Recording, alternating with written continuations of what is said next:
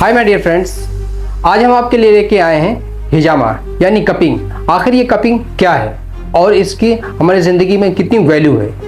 आज हम आपकी मुलाकात कराने वाले हैं हमारे डॉक्टर साहब से, जो इसके एक्सपर्ट्स हैं। 4 लाख से ज़्यादा लोगों को वो हिजामा कर चुके हैं। लेकिन बहुत से लोगों में ये कन्फ्यूजन है कि आखिर हिजामे में कोई साइड इफ़ेक्ट तो नहीं है, हिजामे से कुछ नुकसान तो नहीं है, हिजामे में क्या रमज़ान के दौरान रोज़ा रखते हुए हिजामा करा सकते हैं, किन तारीख में हिजामा कराना चाहिए और हिजामे के क्या क्या फ़ायदे हैं। कुछ लोग ये समझते हैं कि हिजामे से ब्लड निकाल लिया जाता है और उनको कमज़ोरी आ जाती है। इन सारी बातों के जो कन्फ्यूजन हैं, जो भ्रांतियाँ हैं और लोगों में शक पैदा हो गए हैं, वो दूर करने के लिए हमारे एक्सपर्ट से, डॉक्टर साहब से मुलाकात की। लोगों के अंदर जो शक है वो शक दूर करने के लिए हमने डॉक्टर साहब से मुलाकात की और उनसे मुलाकात करके उनसे बहुत से सवालात पूछे और हमने ख़ुद भी वहाँ पे ट्रीटमेंट लिया, फ्लेम ट्रीटमेंट। तो आइए आपको पूरा विस्तार से हम बताते हैं और वहाँ चलते हैं जो हमने मुलाकात की है, डॉक्टर साहब ने किन किन चीज़ों के बारे में बताया है। आइए ये इंटरव्यू देखिए। डॉक्टर साहब, आपसे ये पूछना है कि आपके हिजामा में जो मेन थेरेपी हिजामा है, कपिंग इसको बोलते हैं, ये है क्या? देखो, असल में कपिंग थेरेपी का सबसे मेन मकसद समझ लो, ये डिटॉक्सिफिकेशन ऑफ योर बॉडी। हम जो डेली बेसिस पे जो खाना कंज्यूम करते हैं वो हाइब्रिड है, पानी पी रहे हैं वो क्लोरीन युक्त है, और जो हम हवा यूज करते हैं, जो ऑक्सीजन लेते हैं वो पोल्यूटेड है। जिसकी वजह से क्या होता है कि हमारे को ना बॉडी के अंदर फ्री रेडिकल्स बढ़ जाते हैं। उसको निकालने के लिए सबसे आसान तरीका जो है वो है हिजामा है। आज आप देख लीजिए, जितने भी एजुकेटेड लोग हैं, सेलिब्रिटी लोग हैं, वो लोग हिजामा करा रहे हैं क्योंकि वो जानते हैं कि बॉडी को डिटॉक्सिफिकेशन कैसे कराना है। सबसे आसान काम है हिजामा, जिसमें ये होता है precaution is better than cure. मतलब आप हिजामा कराओगे तो आप बीमारी से पहले से दूर रहोगे। इसमें ऐसा कुछ नहीं कि लेडीज करा सकती है या जेंट्स करा सकते हैं, कोई भी करा सकता है। देखिए, इसमें सिर्फ 2 लोग नहीं करा सकते हैं। एक वो जो खून पतला करने की दवा, जिसको एंटीकोगुलेंट दवा चालू है, और दूसरा वो जो बहुत निहायत ही वीक है, जिसका एचबी लेवल 9 से भी कम है। अदरवाइज बच्चा 1 साल के 2 साल के ऊपर वाले को भी हम लोग हिजामा, खुद मेरी बच्ची का मैं 3 साल की उम्र में हिजामा कराया हूँ। बूढ़ा आदमी भी करा सकता है, बाकी इसमें कुछ नहीं है। इंशाल्लाह हिजामा होगा तो फायदा ही होगा, अदरवाइज हजामत होगी तो फायदा नहीं होगा। जैसे एक आदमी को 3 से 5 कप ही लगाना चाहिए, उससे ज्यादा कप लगाओगे तो उसको वीकनेस होने का डर है। अदरवाइज हिजामा में मैंने आज तक मैक्सिमम नियर अबाउट 4 लाख हिजामा कर चुका हूँ, लेकिन किसी को भी नुकसान नहीं। ये मेरा पर्सनल एक्सपीरियंस है। ये हिजामा जो है वो क्या रमजान में करा सकते हैं? देखिए, हिजामा कराने में सिर्फ ब्लड रिमूव होता है, तो जिसमें वो भी ट्राइग्लिसराइड्स होता है, तो सिर्फ आपका जो है वजू टूटेगा। बाकी हिजामा में रोजे से कोई ताल्लुक नहीं, बल्कि रोजे में एक बात देखो, एक हदीस का मफहूम में आपसे जो हिजामा कराया था उसको आप रोजे से एक चीज। दूसरी बात, आप अगर रोजे से रहोगे तो ऑलरेडी आपकी बॉडी से डिटॉक्सिफिकेशन होते रहेगा, ऊपर से हिजामा हो जाएगा तो सोने पे सुहागा हो जाएगा, ज्यादा फायदा होता है। और हम तो आम दिनों में लोगों को बोलते भी है कि कम से कम 2 घंटा पहले खा के आओ, ताकि उसका बॉडी का पेट स्टमक खाली रहे। तो इसलिए हिजामा ज्यादा फायदा करता है और रोजे में ज्यादा फायदा करेगा, बस चलते हिजामा। अच्छा डॉक्टर साहब, ये कितनी तरह का हिजामा होता है?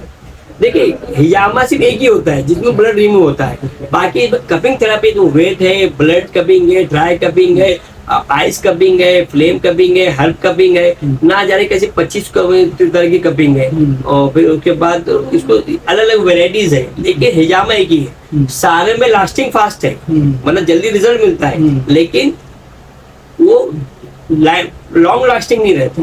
हिजामा एक वाहिद ऐसी चीज है जिससे कंप्लीट बॉडी से डिटॉक्सिफिकेशन होगा और बीमारी खत्म हो जाएगी।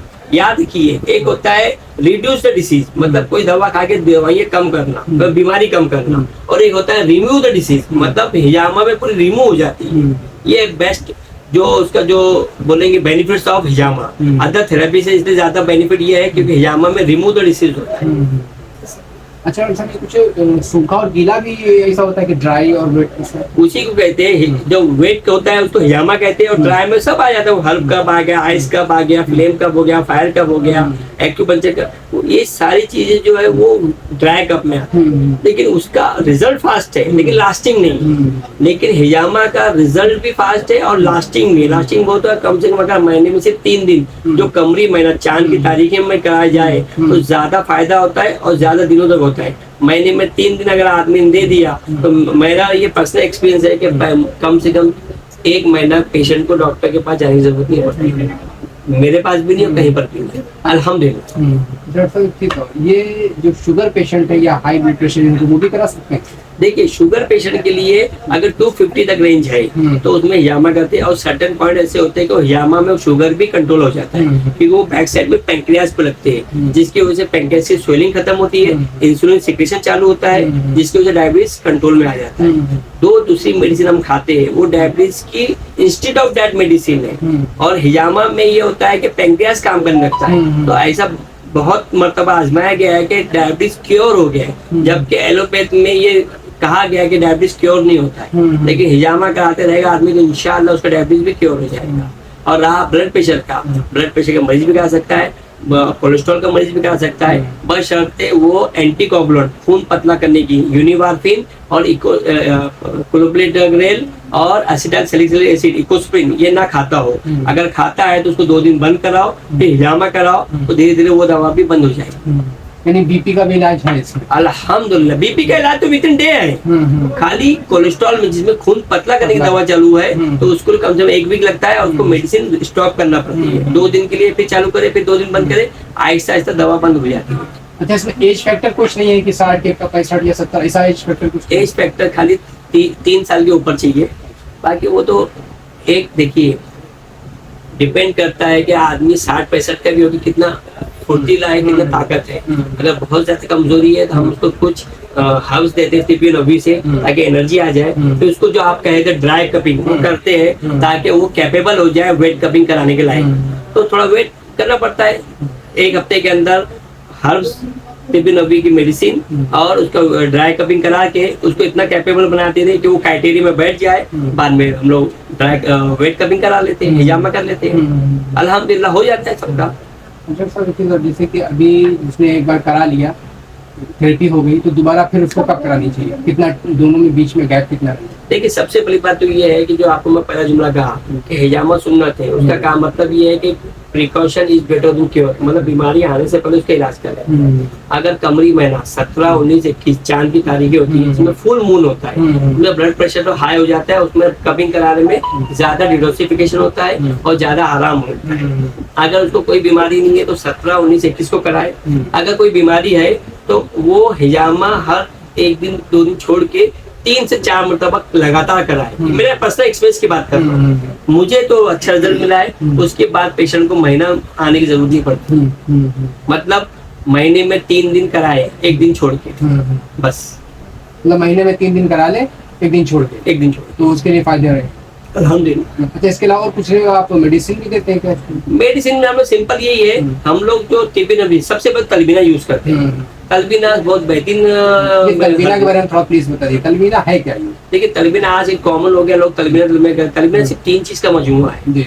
जौ का आटा जिसको भूना जाता है, और शहद और गाय का दूध या दूध, ये 3 चीज का मजमूए को तलबीना कहते हैं। इसकी खास बात यह है कि ये विद इन 10 सेकंड में सेंट्रल नर्वस सिस्टम में दिमाग को कंट्रोल करता है, ताकत को बढ़ाता है। इसकी एक हदीस की माँ आयशा रावी है, माँ आयशा फरमाती है कि हमारे घर में कोई बीमार पड़ता था तो चूल्हे पे तलबीना चढ़ जाता था, तब तक जब तक वो ठीक ना हो जाए या अल्लाह से मुलाकात न कर। तो ये जो हमारा जो है ना, इसमें तलबीना का ये सबसे बड़ा फायदा है। और इसके अलावा इसमें अगर तलबीना में खजूर डाला गया है, काजू बादाम डाले, ड्राई फ्रूट डाले, नट्स डाले, ये सिर्फ और सिर्फ मेरे हिसाब से सिर्फ एक्स्ट्रा है। बाकी 3 चीज का मजमुआ मेन है। ये इसके अलावा तुम कुछ भी डालो वो एक्स्ट्रा है, वो डाल सकते हैं, कोई प्रॉब्लम नहीं, गार्निश करने के लिए, ताकत बढ़ाने के लिए और फ्लेवर बढ़ाने के लिए। अदरवाइज ये 3 चीज इनफ है एक बॉडी को तकवीयत मतलब ताकत फराहम करने के लिए। दूसरा हम लोग देते हैं माजून सुन्ना, जो अजवा खजूर से बनता है। आप अजवा खजूर और कलौंजी और शहद मिला के एक नया माजून बनाओ, हमारे से कोई खरीदने की जरूरत नहीं, घर में भी बना सकते हैं। लेकिन आपको मालूम है कि अजवा खजूर महंगा रहता है, तो वो उसकी वजह से थोड़ा प्रॉब्लम आता है। हम लोग डायरेक्ट परचेस मदीना से करते हैं तो हमको सस्ता पड़ता है, दैट्स बल्क क्वांटिटी में लेते हैं, तो माजून सुन्ना हम लोग बेचते हैं। तीसरा हम लोग जैतून के तेल से एक तेल बनाते हैं जिसका नाम है पिंच। आप भी बना सकते हैं, सिर्फ जैतून के तेल में सद पुदीना, सद अजवाइन, सद कपूर, ये 10-10 ग्राम डाल दो 1 लीटर के अंदर, आपका 1 लीटर तेल बन जाएगा। अगर आपको आधा लीटर बनाना है तो 5-5 ग्राम डाल दो, और उससे कम बनाना है तो आप क्वांटिटी कम करते जाओ। बेहतरीन तेल बनता है, घर में बनाओ। मैं नुस्खा इसलिए बता रहा हूँ ताकि आप लोग घर में भी बना सकते हैं। अच्छा डॉक्टर साहब, एक चीज़ और, जैसे कि कोई सुबह सो के उठा अचानक उसको चक्कर आता है या बैठे रहता है उसको चक्कर आता है, ये इसके पीछे क्या कारण होता है? सबसे पहले ये प्रॉब्लम होता है हमारा मोबाइल, जिसकी वजह से सर्वाइकल C4, C5, C6 इसके अंदर सर्टन में गैप आ जाता है, ये ऐसा गैप आता है जिसकी वजह से ना सेंट्रल नर्वस सिस्टम, दिमाग के ऊपर खून जाना पहुंचना बंद हो जाता है। रात में हमारे को मोबाइल देखने का शौक है, रात में हम लोग अस्कार और तस्वीर छोड़ के हम लोग मोबाइल हाथ में ले लिए, सुबह उठ के हमको चक्कर आता है। विजन का भी प्रॉब्लम जो इसीलिए आता है, हमारे मोबाइल में आई प्रोडक्शन ऑन नहीं रहता है, तो इससे सारे वजूहत के ऊपर से क्या होता है, मेन मोबाइल की वजह से हमको भी प्रॉब्लम आता है। थोड़ा सा सर्टन गर्दन की एक्सरसाइज करें और तलबीना खाएं, तलबीना खाने से ये हो जाएगा कि इंस्टेंट एनर्जी आएगी, ताकत आ जाएगी और सेंट्रल नर्वस सिस्टम भी सॉल्व हो जाएगा। ठीक। डॉक्टर साहब, एक लास्ट क्वेश्चन है कि अभी जैसे जिसने हजामा करा लिया और कराने के बाद फिर उसको कोई प्रॉब्लम क्रिएट हो गई तो उसके लिए वो क्या?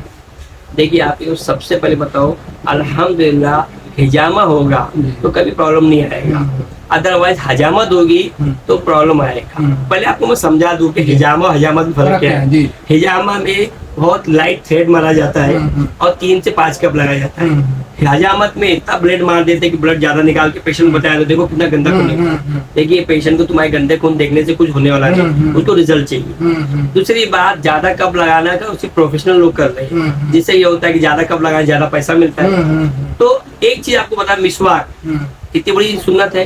अगर मैं मिसवाक कर रहा हूँ, प्रॉपर वे से करूँ तो फायदा है, लेकिन मिसवाक में जोर से मार दूं तो जख्म हो जाएगा, तो मैं जाके लोगों को ये बोलूँ कि मिसवाक से जख्म हुआ है। याद रखिए, सुन्नत में कोई नुकसान नहीं है, बशर्ते वो प्रॉपर वे से किया जाए, बस यही है।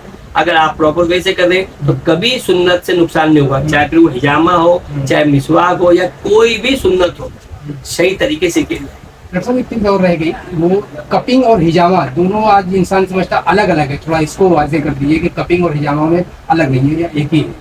असल में कपिंग जो वर्ड यूज हुआ है कप के से, जी। अब वो असल में क्या है, हिजामा लोग कम करते हैं ब्लड निकलना, क्योंकि क्या होता है, लोग डरते हैं हिजामा करने में और करवाने में। करवाने वाले डरते हैं इसलिए कि भाई ब्लड निकल रहा है, करने वाला इसलिए डरता है कई बार अगर कोई इंजरी हो जाए तो ये हम पे कई रिटर्न केस ना फाइल करते या कुछ हम पे कोई कंप्लेन ना करते, इसलिए लोग डरते हैं, इसलिए लोग कपिंग करते हैं। कुछ जो ड्राई कपिंग चीज आपको कहा, जिसमें हर्ब्स कप हो गया, आइस कप हो गया, फायर कप हो गया, ड्राई कप हो गया, वो आसान होता है, उसमें कोई वो साइड इफेक्ट भी नहीं होता है, लेकिन इफेक्ट भी नहीं होता, साइड इफेक्ट भी नहीं। याद रखिए, जहाँ पर आदमी, देखिए रिजल्ट तभी मिलेगा जब आदमी रिस्क लेगा। कोई चीज रिस्क लोगे तभी रिजल्ट मिलेगा ना, अदरवाइज तुमको कुछ नहीं मिलेगा। बाकी मेरा नियर अबाउट 4 लाख तक के हम लोग करीब हिजामा कर चुके हैं, हम लोग ने एक बहुत बड़ा फिगर बना चुके हैं, और जिसका हमारा पर्सनल एक्सपीरियंस ये है कि अल्हम्दुलिल्लाह अब तक किसी भी पेशेंट को नुकसान नहीं हुआ, सिर्फ फायदा ही हुआ है। हाँ, अगर किसी पेशेंट को फायदा नहीं हुआ तो अल्हम्दुलिल्लाह नुकसान नहीं हुआ, ये हमारा पर्सनल एक्सपीरियंस है। तो आज ये बहुत बड़ा कंफ्यूजन दूर हो गया कि कपिंग और हिजामा एक ही है, अलग अलग नहीं। हाँ, पर इतना है कि हिजामा करने में आप ब्लड निकलता है, और वही कप लगाने के बाद अगर ब्लड निकला तो कपिंग हो जाता है। लेकिन कपिंग ज्यादा फेमस इसलिए हो गया क्योंकि वर्ल्ड वाइज असल में मसला ये है कि जो हिजामा जहाँ से डेरिव हुआ था, जो सुन्नत, वो लोगों ने कम किया, क्योंकि विरासत में मिला था, अरबों को मिला था, सुन्नत था, 1400 साल पहले आप सजन में फरमा के गया, लेकिन किया ज्यादा किसने, चाइनीज लोगों ने। समझिए बात। और इसको फिर एडॉप्ट कर लिया अमेरिका और लंदन के अंदर, तो आज ये कॉमनली यूज होने वाला, ऑस्ट्रेलिया का ये नेशनल ट्रीटमेंट है, चाइना का नेशनल ट्रीटमेंट है, आप समझिए मेरी बात। और सऊदी अरब के अंदर ये इतना कॉमन नहीं है, जहाँ का सुन्नत है, तो हमको विरासत में मिली चीज की हमको इज्जत नहीं है, बस और कुछ नहीं है। इसीलिए कपिंग फेमस हो गया वर्ल्ड वाइज और हिजामा कम फेमस हुआ, इसलिए हम लोग जब भी किसी से बात करते हैं हम हिजामा ही बात करते हैं। हाँ, कुछ नहीं समझ में आता तब हम लोग कपिंग वर्ड यूज करते हैं, अदरवाइज हम लोग हिजामा ही यूज करते हैं। हमारा तो ये अब हम लोग जो थेरापी देखने जा रहे हैं, इसको बाम्बू कपिंग थेरापी बोलते हैं। कपिंग में 2 टाइप की थेरापियाँ होती है, एक तो वेट कपिंग है, एक ड्राई कपिंग। इसका शुमार ड्राई कपिंग में होता है। ड्राई कपिंग में इसलिए होता है कि इसमें ब्लड वगैरह नहीं निकालते। हिजामा थेरापी वो वेट कपिंग कहलाती है, क्योंकि उसमें ब्लड टॉक्सिन, हम लोग टॉक्सीफाइड करते हैं बॉडी को, एंटी टॉक्सिन टॉक्सिन निकालते हैं उससे बॉडी से, तो वो गीला होता है, इसीलिए उसको वेट कहते हैं। जबकि ये जो हम लोग अभी करने जा रहे हैं बाम्बू फ्लेम थेरापी, ये ड्राई कपिंग में इसका शुमार होता है। और ये जो मसल में सूजन वगैरह होती है, उसके अलावा मनके में गैप और थकन और डायबिटीज़ वगैरह जिन लोगों को ज़्यादा रहती है, वो सब भी इससे काफ़ी हद तक कंट्रोल में आने के चांसेस होते हैं। बदन में कहीं भी दर्द रहे तो ऐसी सूरत में ये काफ़ी कारगर होती है। हुज़ैफा पकड़, आ गया ना। ये फ्लेम के ज़रिए ये कप में ऑक्सीजन पैदा की जाती है, बॉडी पे लगाते ही वो सक करके बॉडी पकड़ लेता है। ये इस तरह आसान से तरतीब है, इसमें कोई बहुत बड़ी रॉकेट साइंस नहीं है। इससे होता क्या है कि नसें जो है सब खुलने लगती है, और उसके अलावा ब्लड सर्कुलेशन हमारा मेंटेन होने लगता है, और बॉडी के वो पार्ट में दर्द तकलीफ का एहसास कम होता चला जाता है।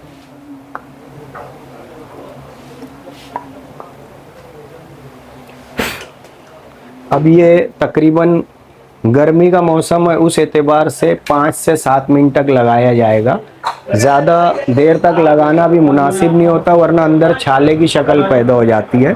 और सर्दियों के दिन में आमतौर पर 7 से 10 मिनट तक इसको लगाया जाता है। अब ये लगा लेने के बाद हम लोग इसको 5 से 7 मिनट के बाद निकाल देंगे। प्रॉब्लम नहीं आता इसमें। हिजामा भी करा सकते हैं रोज़े में, क्योंकि उसमें ना हिजामा में बॉडी के अंदर कुछ डाला नहीं जाता, बॉडी से निकाला जाता है टॉक्सिन वगैरह, है ना। ये जो निशानात है 2-3 दिन में चले जाएंगे, जिसकी जैसी स्किन रहती है। किसी किसी को हफ्ते भर रहता है, किसी किसी को जो है ना 2-4 दिन में चले जाते हैं। ठीक है।